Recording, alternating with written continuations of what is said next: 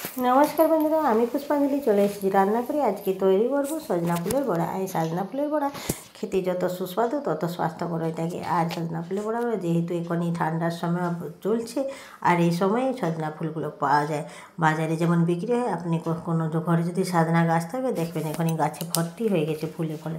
তার জন্য বলছি বন্ধুরা, এই সময়ে আপনারা সজনা ফুলের বড়া খেতে পারবেন। তার জন্য অবশ্যই খেয়ে নেবেন এই সজনা ফুলের বড়া, কারণ এই সময়টা পেরিয়ে গেলে আর এই ফুলগুলো আর থাকবে না, আর এতে ফল ধরে যাবে। তখন সজনা ছুটি হতে লাগলে তখন আর ফুল পাবে কোথায়।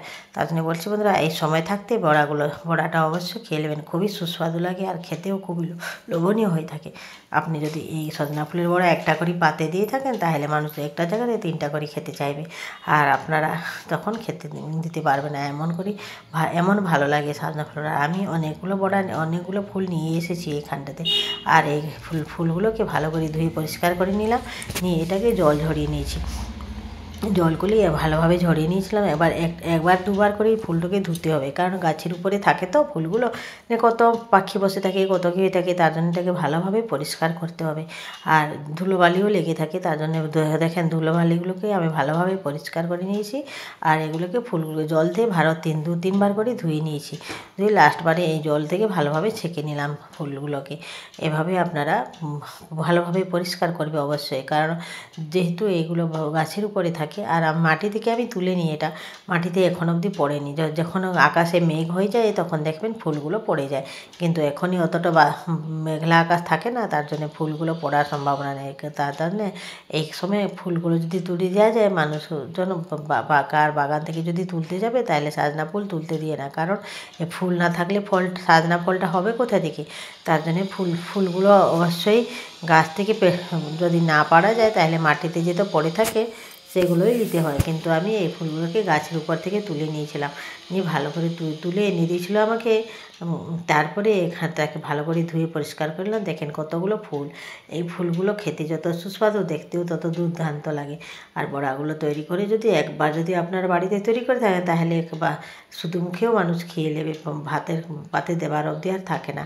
দেখেন আমি ফুলগুলো ধুয়ে ভালো করে পরিষ্কার নিলাম। তারপরে এই বাটিতে নিয়ে এখানে আন্দাজ মতন আমাদেরকে বেসন দিতে হবে। এখানে 2 চামচ থেকে বড় চামচে 2 চামচ বেসন দিয়েছি। আপনারা ইচ্ছা মতন বেসনটা দেবেন, কারণ আমার পরিবারের কোয়ান্টিটিও একটু বেশি আছে, কারণ ঘরের মেম্বার সংখ্যাটা বেশি, তার জন্য আমি বেশি করে একটু বেসন দিয়েছি। আপনারা নিজের ফুলটা যতটা থাকবে সেই অনুসারে আন্দাজ করে একটু বেসনটা দিবেন। আমি 2 চামচ বেসন দিয়ে দিলাম। তারপরে এখানে লবণ দিয়ে দিলাম। লবণটা দিয়ে তারপরে এখানে সামান্য লবণটাও আন্দাজ মতন দিয়েছি, আপনারাও আন্দাজ মতন লবণ দিবেন। তারপরে এখানে আমি দিয়ে দেবো এই যে হলুদ গুঁড়ো দিয়ে সামান্য একটু হলুদ গুঁড়ো দিয়ে তারপরে একের পর মশলাগুলো অ্যাড করতে। কী মশলা অ্যাড করছি আপনারা অবশ্যই আমার ভিডিও থেকে লক্ষ্য রাখবেন।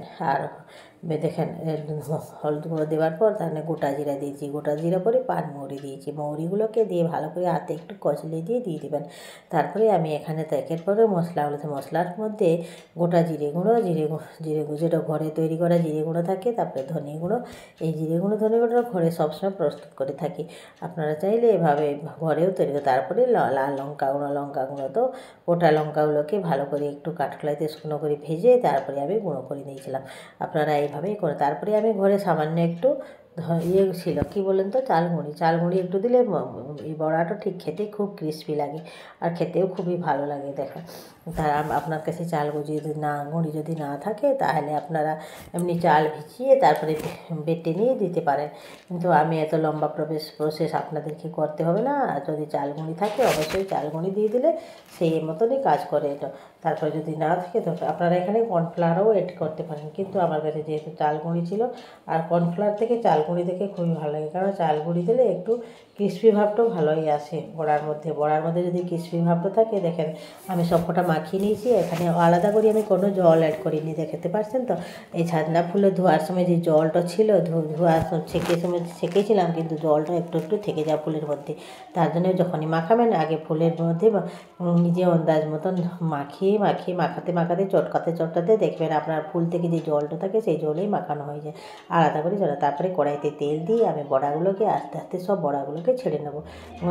মাখাবার সময় একটু লক্ষ্য করবে, যেমন হাতে মুঠি করলে বড়াটা যেন বেশ ডু আকার ধারণ করে যায়, সেই মতন অবস্থা যদি হয় তাহলে দেখুন কি আপনার মাখানোটা ঠিক হয়েছে। তারপরে কিছু সময়ের জন্য ম্যাগনেট করে রেখে দিতে হবে। রেখে দিয়েছিলাম, তারপরে আমি কড়াইতে তেল দিয়ে সব কটা বড়াগুলোকে আস্তে আস্তে ভেজে নেব। দেখেন বড়াগুলো এইভাবে, কিন্তু এই বড়াটা ভাজার সময় গ্যাসের ফ্লেমটা যেন লো করবেন না, হাই ফ্লেমেই ভাজবেন, না হলে ছেড়ে যাবে, এগুলো কিন্তু ছেড়ে যাওয়ারও ভয় থাকে। আর যেহেতু এটা ফুলগুলো একটু বড় বড় থাকে, এটা কাটার কোনো ঝামেলা থাকে না, এইভাবেই ভেজে নিতে হবে। দেখেন আমার বড়াগুলো ভালোভাবে এইভাবে ভাজা হয়ে যাচ্ছে, একটু হাই ফ্লেমে ভাজবেন। সবকটা বড়া আমার একের পর এক ভেজে নিয়েছি, আপনারা এইভাবেই ভেজে নেবেন। দেখেন বড়াগুলো কত সুন্দর লাগছে। আমার এই রেসিপি যদি আপনাদেরকে একবারও ভালো লাগে তাহলে অবশ্যই লাইক কমেন্ট ও শেয়ার করবেন। ধন্যবাদ বন্ধুরা, আজকের মতন এখানে থাকলাম। পরবর্তী রেসিপিটা আবার কেমন লাগলো